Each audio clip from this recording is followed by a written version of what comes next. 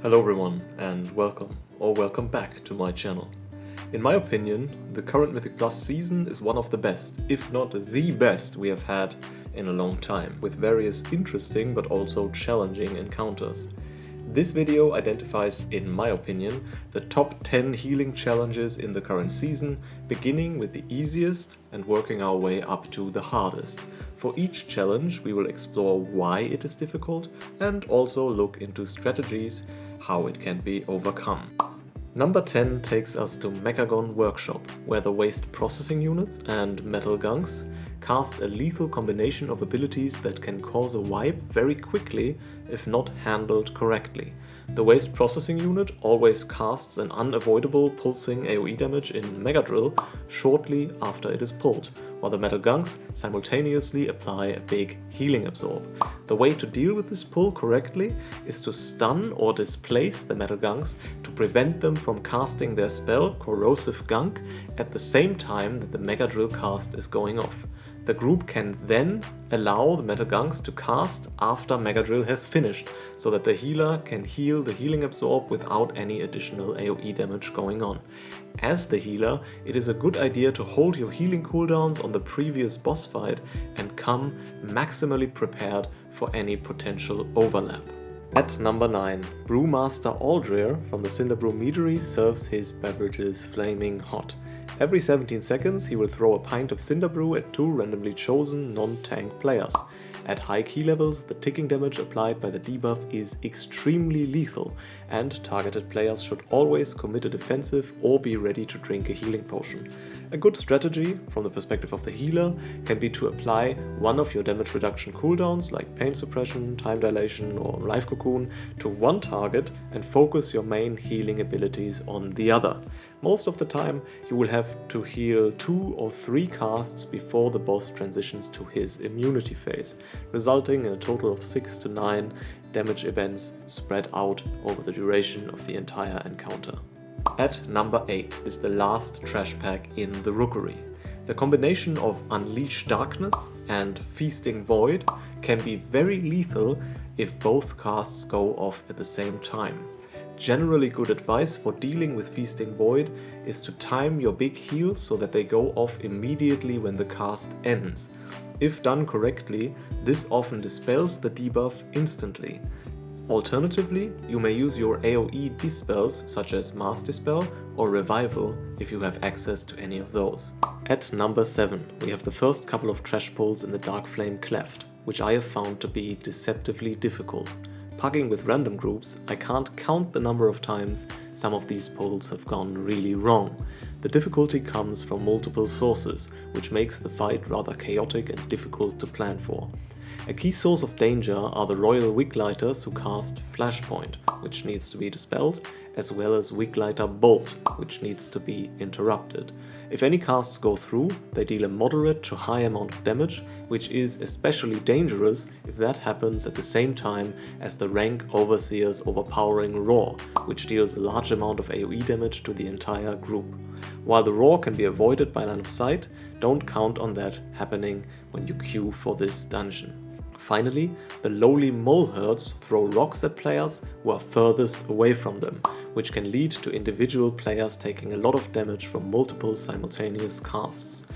If the group plays well together, throw rock can be avoided by stacking on top of the mobs, because they will stop throwing rocks when everyone is in melee range. For me personally, these pulls are some of the most worrying when starting the key, because the damage patterns are rather erratic, the space causes line of sight issues, and there is always the risk of accidentally pulling additional enemies. At number 6, we move to arguably the most healing intensive dungeon of the season apart from Operation Floodgate, which is the Priory of the Sacred Flame. Its healing requirement is in no small part due to the Ardent Paladins and their dangerous Sacred Toll cast. Although the Paladins will never cast more than one Sacred Toll at the same time, pulling multiple Paladins can be very dangerous. As a healer, the difficulty comes in large part from the pacing of the fight, where you only have about a second to decide which spells to use to top your group after a Sacred Toll cast before the next one goes off. Moreover, the paladins can be especially difficult when combined with casters who target individual players, because an overlap of a single target cast and Sacred Toll is often deadly. Finally, the tank can also take significant damage in these pulls, spreading the healer's attention thin and increasing the chance for mistakes. For number 5, we will stay in the same dungeon. Have you ever started a priority key only to immediately wipe to the first pull, finding yourself back in Donegal within 5 minutes? The difficulty from this pull is fourfold.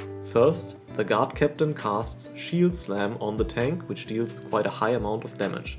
For the most part, dealing with this damage is the tank's responsibility, however you should be somewhat ready to save the tank if he suddenly drops low.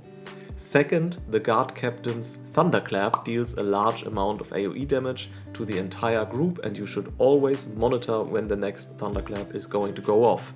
You should ramp up your healing for when the Thunderclap happens, so that you can top off the group instantly after it occurs, for any overlap of the Thunderclap with Potshot of the Fervent Sharpshooters can cause individual players to be one-shot or almost one-shot. This overlap poses the main danger in this pull. As a healer, it is your highest priority to use your cooldowns to have your group at 100% HP immediately before and immediately after the Thunderclap occurs. However, the Potshot was just nerfed so that the sharpshooters shoot 50% less frequently, significantly reducing but not removing this danger. If you also pull an Arathi Knight in this pull, the pull becomes even more difficult, because you will additionally need to deal with the interrupting roar as a second major AoE event. Although this AoE is slightly less dangerous than the Thunderclap, it will interrupt your casts and can make it more difficult to keep the group at max HP. From my experience with random groups, this pull has a ton of variance, justifying its spot near the top of this list. Slotting in at number 4, we have the last pull before the second boss in the Rookery. This pull contains 2 coalescing Void Diffusers, which are arguably the most dangerous enemies in the dungeon. They periodically cast Attracting Shadows, which damages the entire party, as well as Arcing Void, a cast targeted at individual players that deals a high amount of shadow damage. Additionally, when another player is standing near the player targeted by Arcing Void, they will also get hit. Although Arcing Void can be avoided by line of sight, the pull is often very chaotic, requiring healers to pump out lots of HPS while at the same time navigating the movement and positioning requirements of the fight. You should plan to commit your Bloodlust at this point and be ready to use any or all of your healing cooldowns. For the first podium finish, third place goes to Swampface. He looks like a little bit like my younger brother actually. Swampface is a rod encounter with very high healing requirements, and the boss repeats a 2-phase cast sequence. First, he applies Razor Choke Vines to all of your teammates, but not to yourself, so you will not really need to worry about your own HP. The vines will be on your teammates for the entire duration of the fight. At regular intervals, the boss then casts Awaken the Swamp, stomping on the ground and inflicting large amounts of damage to your entire party over 4 seconds. After that, the sequence just repeats until the bot is dead, or you are. When first experiencing this fight as a healer, the high amounts of damage can feel overwhelming, but it is a fight that is very predictable and can therefore be learned and planned for very well. What you want to do is have your main healing spell, for example Spirit Bloom or Penance, available for each Awaken the Swamp casts, and additionally plan to commit 1 additional cooldown in this phase to safely heal through it. As you can expect the fight to take between 2 and 3 minutes, begin with your shorter cooldowns, for example 1 minute or 1.5 minute cooldowns, that will cycle back for a later phase. Commit your longer cooldowns in the middle of the fights during, for example, the second and third Awaken the Swamp casts. At number 2, we have the single highest burst healing requirements in the entire season. It is the double spider tank pull in Operation Mechagon. Immediately after pulling the spider tanks, they will begin a relentless barrage of explosive rockets which will absolutely pummel your party if you don't come well prepared. Luckily, the boss before this encounter, High Machinist Sparkflux, requires no healing whatsoever if your group does not get hit by the blades, and you as a healer should try to refuse using any of your healing cooldowns during this boss fight so that you can engage the spider tanks with fully loaded weapons and ready to go. Don't be afraid to blow all of your cooldowns in rapid succession because you absolutely do not want to fall behind on this fight. And the undisputed number one, the master, the king, the Candle King. Like Swampface, this rod encounter has very high healing requirements, but it is more difficult because you need to manage more variables and more can go wrong, further increasing the healing requirement. First, the boss will regularly cast eerie moles, spawning wax figurines near players' locations, which will then start pulsing AoE damage for as long as they persist. You want the group to be stacked so that the figurines are close together. After a short while then, the boss will cast Throw Dark Flame, spawning circles around randomly chosen players, which they can use to destroy the figurines and thereby stopping the AoE damage. Doing so will apply a large healing absorb to these players that needs to be healed off, which by the way was just nerfed as well, so it might be a little bit less challenging going forward. After destroying the figurines, make sure to immediately move back to the boss so that the next set of wax figures spawns close together again. If you ever have figures spawning far away, the player targeted by Dark Flame Pickaxe should focus on destroying these figurines in particular. There is very little room for error in this fight because failing to destroy all wax figures will put drastically more healing requirement on the healer, which can quickly spiral out of control.